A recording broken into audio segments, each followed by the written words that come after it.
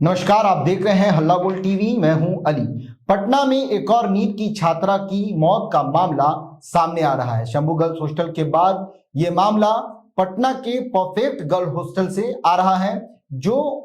ये जो छात्रा थी, ये औरंगाबाद के गोह से डॉक्टर बनने का सपना लेकर पटना में आई थी। मां का आरोप है कि दो लड़के और हॉस्टल संचालक जो है, उन दोनों ने मिलकर यह कांड किया है, जिसके बाद से पूरे पटना में हड़कंप मच गया हुआ है। लोग जो है इस मामले को लेकर आवाजें बुलंद कर रहे हैं। आइए इस पूरे मामले को विस्तार से समझते हैं हल्ला बोल टीवी के संपादक दीपक शर्मा से। ये क्या हो रहा है पटना में अली जी? शंभू गर्ल्स हॉस्टल में डॉक्टर बनने का सपना लेकर जहानाबाद से आई एक छात्रा, जिसने नीट क्वालिफाई किया था पिछली बार, डेंटल मिला था उसको और बेहतर मिले, इसलिए वो फिर से पहले प्रयास में नीट क्वालिफाई की थी जी। उसकी जान चली जाती है। आरोप है कि उसके साथ गलत काम हुआ और उसकी हत्या कर दी गई।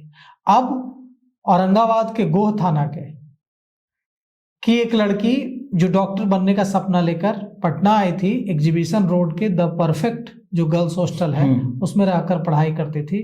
परफेक्ट गर्ल्स हॉस्टल के संचालक पर उसकी मां ने अपनी बेटी की हत्या करने का आरोप लगाया है और आरोप बिल्कुल वैसे ही हैं जैसा शंभू गर्ल्स हॉस्टल पर लगा था जी। आरोप है कि दो युवक जो पूर्णिया के रहने वाले हैं, दोनों मुस्लिम युवक हैं, दोनों हॉस्टल में घुसे और वार्डन पर भी आरोप है और कई तरह के इल्जामात हैं और पुलिस पर उसी तरह की लापरवाही करने का आरोप है जैसी लापरवाही शंभू गर्ल्स हॉस्टल मामले में हुई है जी। अब गोह की जो औरंगाबाद के गोह थाना की जो ये छात्रा थी, उसके परिजनों ने मुख्यमंत्री नीतीश कुमार, डीजीपी विनय कुमार, गृह मंत्री सम्राट चौधरी सबको पत्र लिखकर जानकारी दी है और कहा है कि इंसाफ मिले। अब सोचिए कि यह घटना है 6 जनवरी की और आज तारीख है 19 जनवरी। 13 दिन बाद यह मामला प्रकाश में आया है, क्योंकि आरोप है छात्रा के परिजनों का कि उनकी आवाज दबा दी गई। उनकी शंभू गर्ल्स हॉस्टल में जो मामला हुआ उससे पहले की घटना है ये, और शंभू गर्ल्स हॉस्टल के बाद इस घटना का उजागर हो रहा है। बिल्कुल, तो आप समझिए कि क्या स्थिति है। और पुलिस इस मामले में, लग रहा था कि शंभू गर्ल्स हॉस्टल का मामला एक मामला है, लेकिन अब तो पता चल रहा है कि एग्जीबिशन रोड में जो परफेक्ट गर्ल्स हॉस्टल है वहां ये भी इस तरह की वारदात हुई है। और ये जो है यहाँ इसके परिजन जो गोह के रहने वाले हैं, औरंगाबाद के गोह के, उन्होंने आवेदन दिया है। छात्रा की मां ने पटना के गांधी मैदान थाने में आवेदन दिया है, जिसमें 2 मुस्लिम लड़कों, हॉस्टल संचालक, हॉस्टल की वार्डन और दूसरे लोगों को पर आरोप लगाया गया है कि मेरी बेटी को मार डाला गया। और लिखा है कि 2 मुस्लिम लड़के बिना परमिशन हॉस्टल के अंदर पहुंचे थे। ये लड़के कौन थे, कैसे अंदर पहुंच गए, पता नहीं। इस बात की जांच होनी चाहिए। और पुलिस ने आरोप है मां का कि पुलिस ने आरोपी दोनों लड़कों को पकड़ा भी था, लेकिन एक को बाद में छोड़ दिया और पुलिस कार्रवाई नहीं कर रही है। यह जो मामला है यह 6 जनवरी का बताया जाता है जी। कहा कि मेरी बेटी की हत्या कर दी गई और लाश बेड पर रख दी गई। ये सीएम नीतीश कुमार को, डिप्टी सीएम गृह मंत्री सम्राट चौधरी को, डीजीपी विनय कुमार को आवेदन की कॉपी भेजी गई है। लिखा है छात्रा की मां ने कि हम औरंगाबाद के गोह थाना के रहने वाले हैं।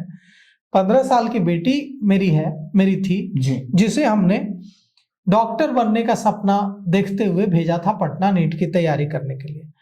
एग्जीबिशन रोड के, पटना के एग्जीबिशन रोड के परफेक्ट गर्ल्स पीजी हॉस्टल में वो रहती थी, लेकिन 6 जनवरी को 2 लड़कों ने मिलकर उसकी हत्या कर दी और इसमें हॉस्टल के संचालक और वार्डन का भी हाथ है। कहा कि जब पुलिस पहुंची तो मेरी बेटी की लाश को पीएमसीएच लाया गया। सूचना के बाद हम लोग भी पहुंचे, वीडियो रिकॉर्डिंग देखा, हमें पूरा यकीन है कि हमारी बेटी की हत्या की गई है जी। जिन 2 लड़कों पर आरोप लगाया है मां ने, उनके नाम की भी जानकारी दी है। कहा है एक की पहचान हुई है मुसाहिद रेजा और दूसरे की पहचान हुई है मुकर्रम रेजा। मुसाहिद रेजा पूर्णिया का रहने वाला है, पूर्णिया के बायसी का, और मुकर्रम रेजा पश्चिम बंगाल के उत्तर दिनाजपुर का रहने वाला है।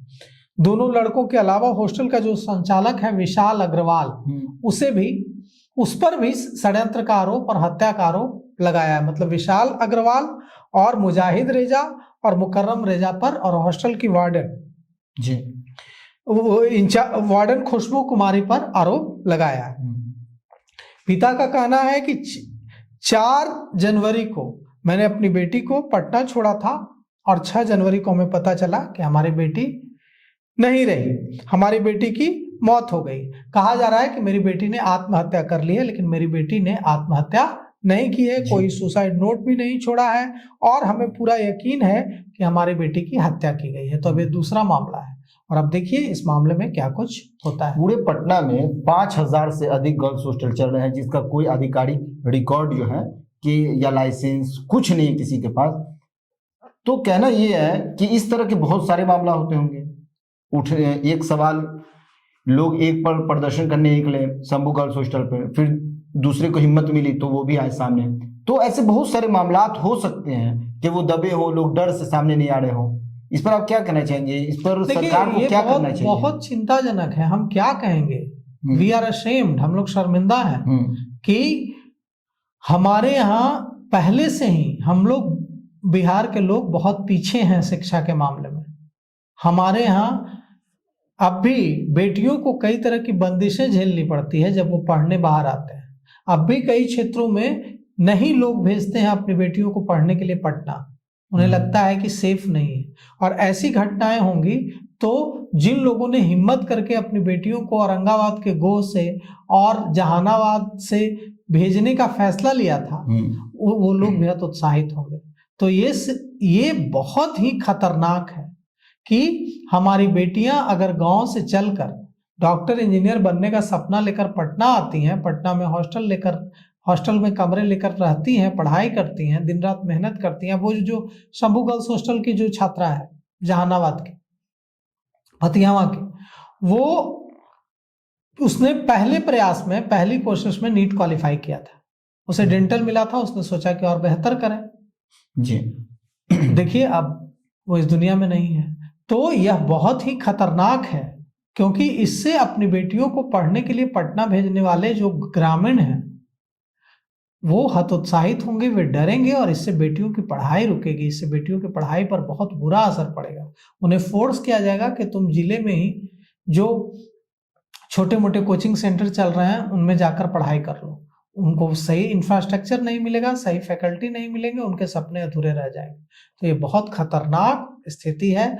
इसको जल्द से जल्द तमाम जो हॉस्टल्स चल रहे हैं उन पर पुलिस को उनकी पूरी वेरिफिकेशन करा करके उनके वेरिफिकेशन करा के वहाँ क्या सुरक्षा व्यवस्था है, इसका कड़ाई से, सख्ती से नियमों का जो नियम है इसको लेकर उनका पालन करना चाहिए। जी, तो सुना आपने, पहले शंभू गर्ल्स हॉस्टल में नीट की छात्रा की मौत की खबर सामने आती है और बहुत से आरोप भी लगाए जाते हैं। फिर उसके बाद परफेक्ट गर्ल हॉस्टल से भी, और न जाने कितने गर्ल्स हॉस्टल हैं जिसमें ऐसे वारदात होते हैं और ये वारदात वक्त के साथ दब जाते हैं। तो इस पूरे मामले पर आपकी क्या राय है? अपनी राय कमेंट बॉक्स में जरूर दें। तो फिलहाल इस पेशकश में इतना ही। आगे की खबरों के लिए बने रहे हल्ला बोल टीवी के साथ। धन्यवाद।